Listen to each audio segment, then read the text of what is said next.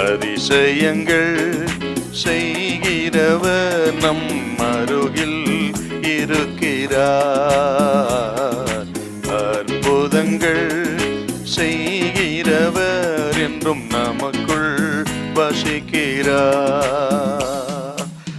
2 நாளாகமும் 20:15. சகல யூதா கோத்திரத்தாரே, எருசலேமின் குடிகளே, ராஜாவாகிய யோசபாத்தே, கேளுங்கள். நீங்கள் அந்த ஏராளமான கூட்டத்திற்கு பயப்படாமலும் கலங்காமலும் இருங்கள் என்று கர்த்தர் உங்களுக்கு சொல்லுகிறார்.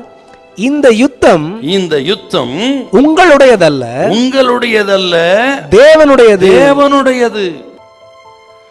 இந்த யோசபாத்தும் யூதா ஜனமும் இப்படி ஊக்கமாய் ஜெபித்த பொழுது உடனே கர்த்தர் பதில் கொடுத்தாருங்க.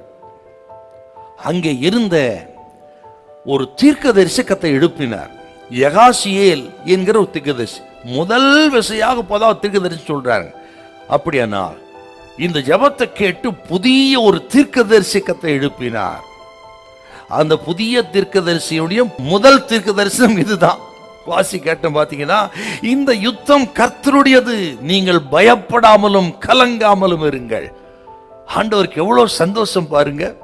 இப்படி ஆண்டவர் நோக்கி நாம் நல்ல ஒரு நம்பிக்கையோடு ஜெபம் பண்ணா, உபவாசம் பண்ணா, அவர் சந்தோஷப்பட்டு அந்த இடத்திலே ஒரு தீர்க்கதரிசி எழுப்புறாரு. எழுப்பி அந்த தீர்க்கதரிசி உடனே பேசுறார்.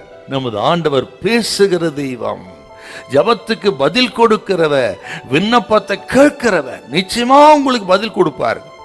அருமையானவர்களே, நமது ஆண்டவரை தேடி வருகிற மக்கள் யாரா இருந்தாலும் சரி, அவரை தேடி வருகிற மக்களுக்கு அவரிடத்தில் ஒரு நல்ல செய்தி எப்பொழுதும் இருக்கிறது. ஏன் சொல்றேன்னா, எப்படிப்பட்ட நிலைமையா இருந்தாலும் சரி அவரை தேடி வாருங்க. அவரை தேடி வருகிறவர்களுக்கு அவர் ஒரு நல்ல செய்தியை வைத்திருக்கிறார். இப்போ ஜெபத்தோடு கேட்கிறீங்களா? உங்களுக்கு ஒரு நல்ல செய்தி உண்டு. பயப்படாதிருங்கள், கலங்காதிருங்கள். ஆண்டவரை தேடி வந்திருக்கிற அநேக நாளாக ஜெபித்துக் கொண்டிருக்கிறவங்களுக்கு ஒரு நல்ல செய்தி இருக்கிற ஆண்டவரிடத்துல. இந்த யுத்தம் கர்த்தருடையது, நீங்கள் பயப்படாமலும் கலங்காமலும் இருங்கள். இந்த யூதா ஜனம் இன்னும் அவர்கள் விடுதலை பெறவில்லை, இன்னும் யுத்தத்துக்கு போகல. அதற்கு முன்னமே விடுதலைக்கான செய்தி கர்த்தர் சொல்லிட்டா இருப்பார். சொல்லி பயத்தை கர்த்தர் அகற்றி விட்டார். எவ்வளவு அற்புதமான ஆண்டவர். நாம் அமைதியாயிருக்கும் பொழுதே நமக்கு வெற்றியை தேடி கொடுக்கிறது இவன் நமது ஆண்டவர் இயேசு.